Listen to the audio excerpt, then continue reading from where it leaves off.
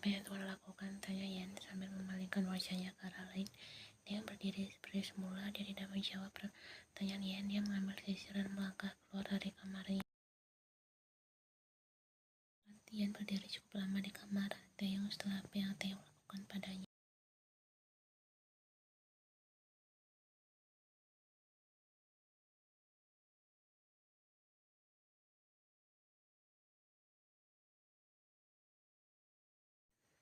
Ian menatap Taeyong yang sedang tidur di kursinya dengan kepala bersandar di kursi. Ian bangkit dari tidurnya dan menghampiri meja Taeyong. Dia melihat layar ponsel Taeyong. Lalu Ian mencoba memegang lengan Taeyong. "Tuan," panggil Ian pelan dan mengguncang tubuhnya. Sontak Taeyong langsung membuka mata.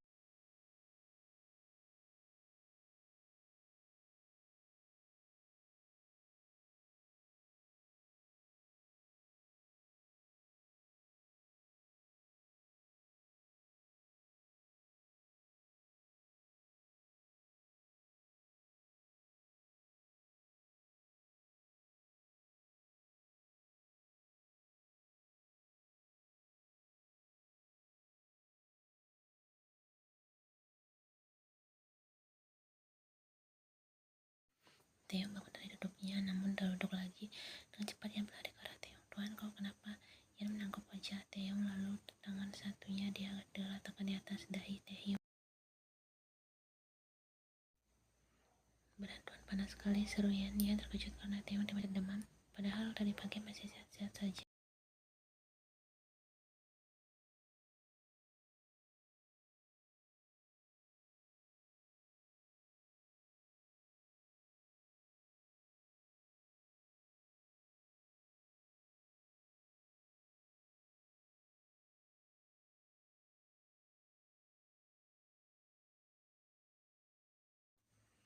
Ian bangkit dari duduknya. Dia mendekat pada Taeyong. Dia melihat wajah Taeyong, lalu dia meletakkan tangan punggungnya ke dahi Taeyong. Sudah semakin menurun. Ian melirik jam yang terletak di meja Taeyong.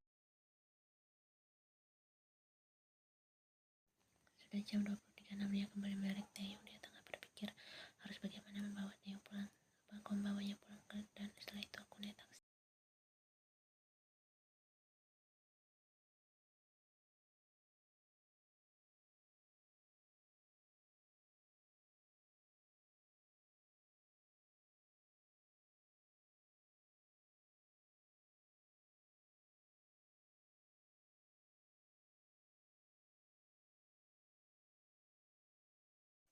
Gumanya lagi. Ian bingung entah kenapa Taeyong bisa tiba-tiba sakit, padahal tadi pagi dia masih sehat dan sempat berbuat juga padanya. "Bukankah kita naik taksi?" "Aku tidak bisa menyetir, Ian." "Saya bisa menyetir, Tuan," balasnya Taeyong pasrah. Setelah sampai di rumah Taeyong, Ian membawa Taeyong masuk ke kamarnya. Ian membantu Taeyong membuka tidurnya dan membaringkan tubuhnya ke ranjang king size-nya.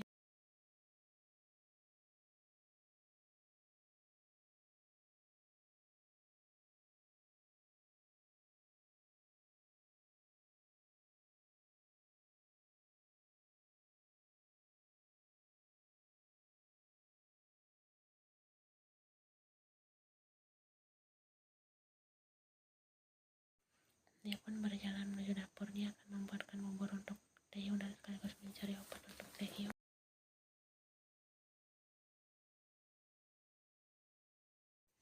Ian masuk ke kamar Taeyong sambil membawa nampan. Dia meletakkan nampan itu di atas nakas, lalu Ian membangunkan Taeyong yang berbaring itu. "Tuan, bangunlah, buburnya sudah jadi. Ayo bangun."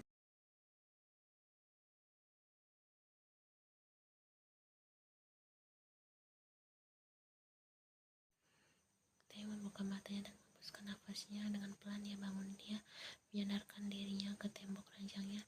"Nah, ini buburnya dan ada obat. Makanlah."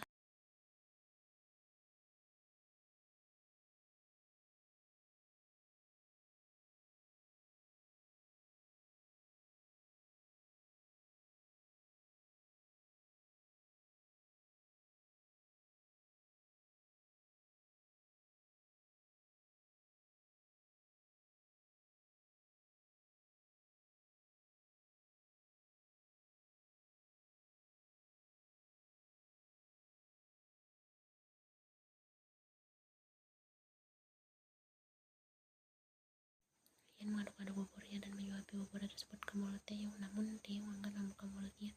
Tuan, makanlah. Taehyung menggeleng aku tidak nafsu makan.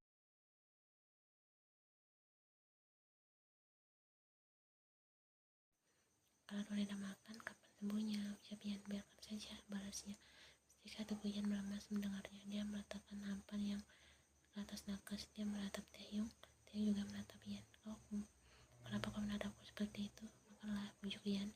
Yan kembali mengarahkan sendok itu ke mulut Taehyung dan hasilnya sama saja.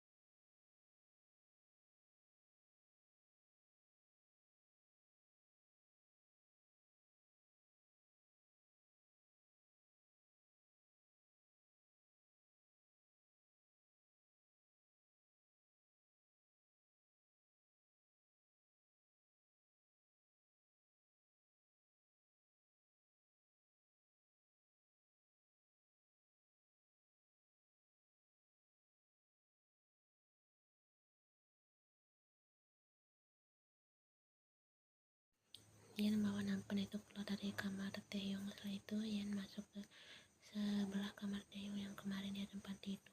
Dia ingin membersihkan dirinya. Yan masuk ke kamar mandi. Aku berendam secara gian, Tuan sudah tidur. Yan membuka pakaiannya satu persatu hingga tak menyisakan apapun. Dia pun melangkah masuk ke bathtub.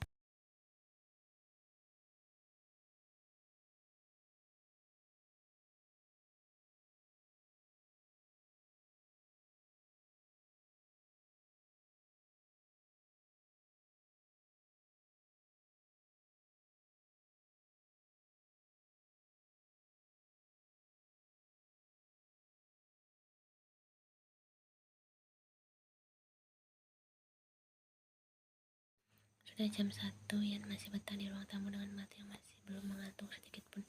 Aku bisa gila untuk Yan. Dia pun mematikan televisinya dan dia menoleh ke arah pintu kamar Taehyung. Apa Tuan sudah membaik? Yan pun bangkit dari duduknya menuju kamar bosnya.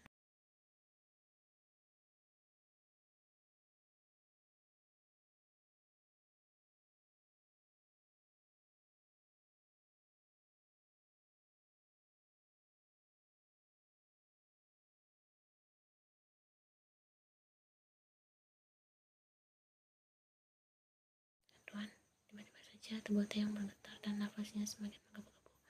Yan semakin panik. Tuan,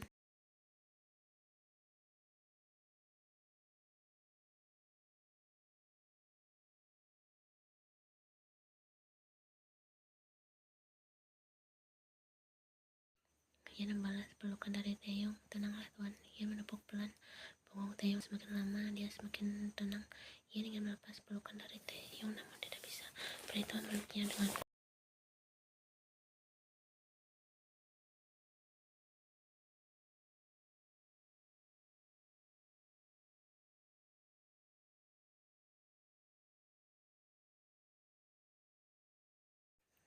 Taehyung mengusap-usap matanya karena sinar matahari mengganggu penglihatannya. Dia bangun menundukkan dirinya untuk mengumpulkan kesadarannya kembali. Lalu matanya beralih pada Yan yang berada di sampingnya. Dia terkejut, entah kenapa dia senyum-senyum sendiri melihat wajah Yan. Kau pasti lelah menjagaku semalam.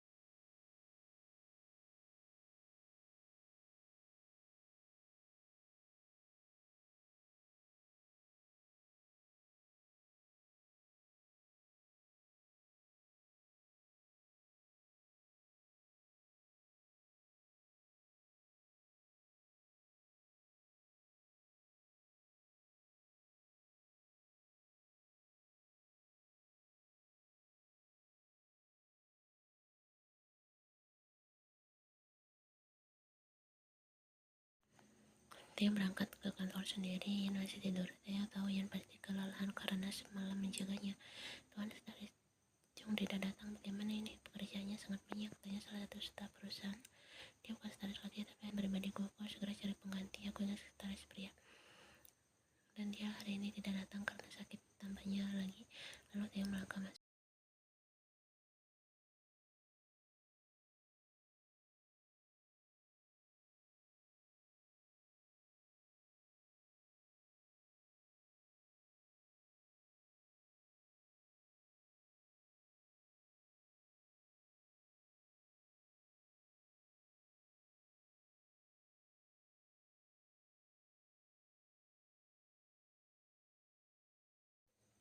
Sontak dia membuka matanya lebar-lebar lalu bangun. Sial, aku kesiangan. Dan dia menatap sekeliling kamar ini dan dia melihat tempat yang dia tidur. Ini bukannya kamar Tuan Kim. Kenapa aku bisa ada di sini? Matanya membelah dengan cepat. Dia mengecek pakaiannya. Masih utuh. Untung tidak terjadi apa-apa. Yan helanya lagi.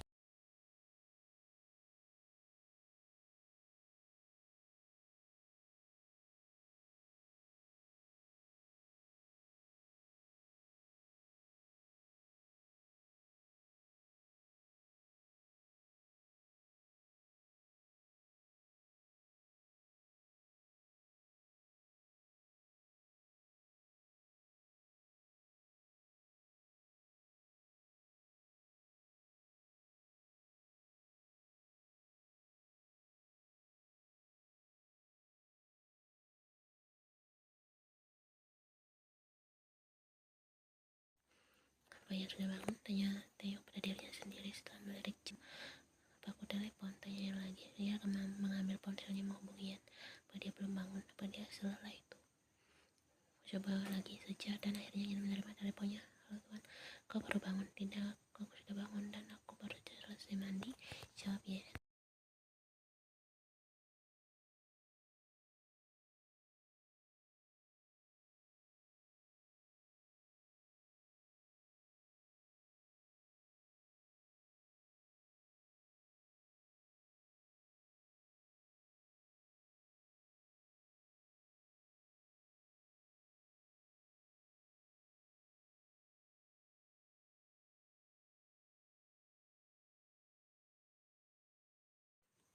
Sepertinya aku tidak perlu bertanya lagi apa dia sudah sembuh apa belum. Dia pasti sudah sembuh total karena ia semakin bertambah. Yan menghembuskan nafas lalu dia bergegas memakai pakaian.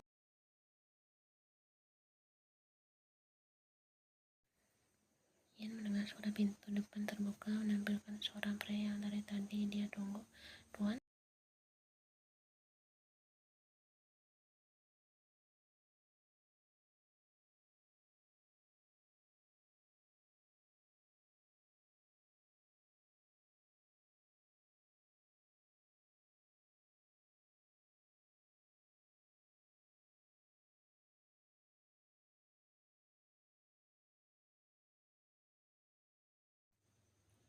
Yan dari tadi menunduk dan kini mendongak menatap. Taeyong, terima kasih juga untuk makanan yang Tuan siapkan tadi. Balas Yan. Taeyong mau. Oh ya, lusa kita ke Jeju. Kita ke Jeju? Tanya Yan terkejut. Taeyong mengangguk sambil menaikkan kedua alisnya. Ke Jeju?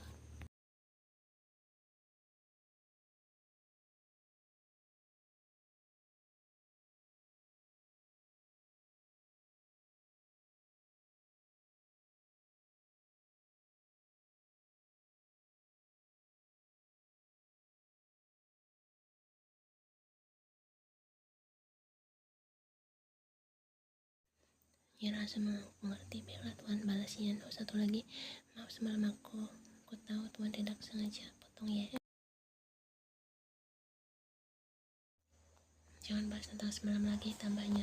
Yan merasa kini warna wajahnya sudah berubah. Taeyong mengangguk dan tersenyum kecil melihat wajah Yan yang mulai memerahi.